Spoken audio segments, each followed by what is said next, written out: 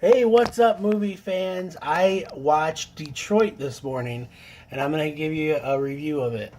I'm an avid movie fan. I love a good film, a good popcorn flick. This movie isn't necessarily a popcorn flick. It's a true to life drama.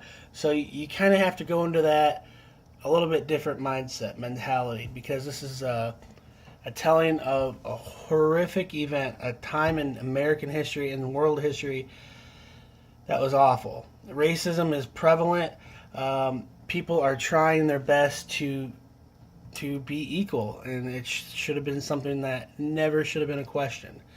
But 1967, there's a civil unrest, and there's an uprising. Equality for all is something that is incredibly important today, and in 1967 it was front and center. Riots are going on, and 2 days later, this is an instance of an evening that really happened in a motel. Um, there was a band called the Dramatics, kind of like a Temptations type group, R&B soul group, and they're going strong, trying to make it. And a few of the members are in a motel, and they happen to meet two white women. Well, uh, one decided to use kind of like a starter pistol, and he shot some rounds, and police heard it, and they came over there, and this whole instance ensues. And let's just put it this way: some people are more honest and appreciative of what their badge stands for than others. Now, I'm not by any means anti cop, police officers, first responders by any means, but unfortunately, just like in every profession, some people are good, some people are bad.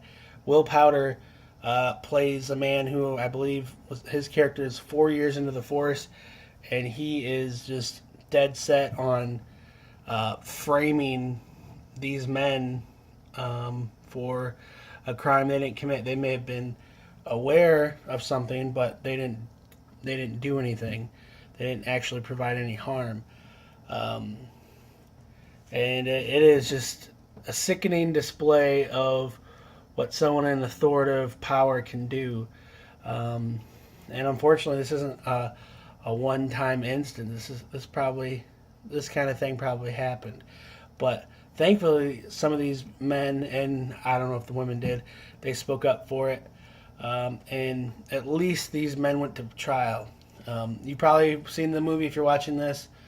You know that these guys, um, these scumbag cops, pretty much got away with it.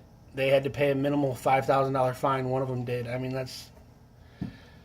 But I don't know. The film's really well done. Will Powder, he's a really good actor. I mean, and John Boyega. I mean, these men,